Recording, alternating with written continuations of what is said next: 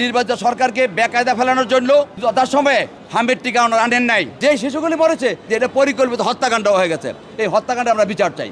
হামের টিকার অভাবে কোমলপতি শিশুরা মৃত্যুবরণ করেছে, 700-র মতো মৃত্যুবরণ করেছে, 1 লক্ষের কাছাকাছি বিভিন্ন হাসপাতালে চিকিৎসাধীন আছে। এই মর্মে আমাদের মাননীয় সংসদ সদস্য কিশোরগঞ্জ 5 জনাব শেখ মুজিবুর ইকবাল সাহেব তার দায়িত্ব থেকে বিগত সরকারের প্রধান সহ স্বাস্থ্য উপদেষ্টা সহ স্বাস্থ্য মন্ত্রণালয়ের সাথে জড়িত অন্যান্য ব্যক্তিবর্গের বিরুদ্ধে একটা মামলা দায়ের করেছেন। আদালত ঘটনাটা শুনেছেন। আমরা বারবার বলেছি বিগত সরকার পরবর্তী নির্বাচিত সরকারকে বেকায়দা ফেলানোর জন্য, জাতির কাছে হেওয়া প্রতিপন্ন করানোর জন্য এই যথাসময়ে হামের টিকা আনেন নাই। এই মামলা ইউনিসেফের বাংলাদেশের প্রতিনিধি সাক্ষী আছেন।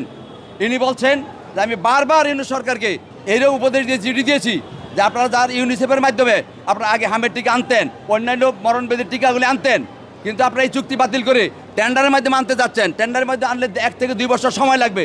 সেই ক্ষেত্রে দেশে মারাত্মক পরিস্থিতি হতে পারে। বারবার চিঠি দেওয়া সত্ত্বেও ইউনিস সরকার এগুলি মানেন নাই। ওনার নির্লক্ষ্যই ছিল পরবর্তী যে সরকার নির্বাচিত গণতান্ত্রিক সরকার আসবে তাকে জাতির কাছে বেকায়দা ফেলা, তাতে জাতির কাছে ছোট করা। তবু সদস্য সরকার ব্যাপকভাবে চেষ্টা করে হামের টিকা ব্যাপকভাবে প্রদান করা শুরু করেছেন। আপনারা দেখেছেন স্বাস্থ্যমন্ত্রী প্রতিদিন কোনো না কোনো হাসপাতালে দৌড়াদৌড়ি করে এগুলি ব্যবস্থা করেছেন। এখন ইনশাল্লাহ একটা অবস্থান আসছে, চিকিৎসা চলছে। কিন্তু এই চিকিৎসা না চলার জন্য গভর্নমেন্টকে বেকায়দা ফেলানোর জন্য এই বিগত সরকার এই নির্লক্ষ্যটা করেছিলেন। অর্থাৎ যথাসময়ে হামের সহ অন্যান্য আরও যে টিকা আনয়ন করার দরকার ছিল সে যথাসময় আমদানি করেন নাই, না করে এই জাতির সাথে বিদ্বেষমূলক আচরণ করেছেন, প্রতারণা করেছেন।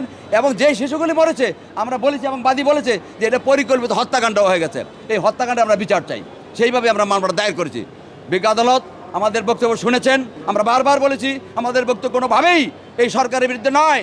এই সরকারকে যারা বিব্রতকর অবস্থায় ফেলেছে তাদের বিরুদ্ধে, অর্থাৎ অন্তর্বর্তীকালীন সরকার এই সরকারকে বিব্রত অবস্থায় ফেলার জন্য, জাতির কাছে ছোট করার জন্য তারা যে কর্মগুলি করে গেছে সেটা নিন্দনীয় এবং সেটা অপরাধ, এবং সেইটা কোনোভাবেই তারা এই দায় এড়াইতে পারে না। সেই জন্য আমরা তাদের বিরুদ্ধে মামলা দায়ের করেছি এবং বিজ্ঞ আদালত শুনে পরবর্তী সময়ে আদেশ দিবেন মর্মে আমাদেরকে আশ্বস্ত করেছেন।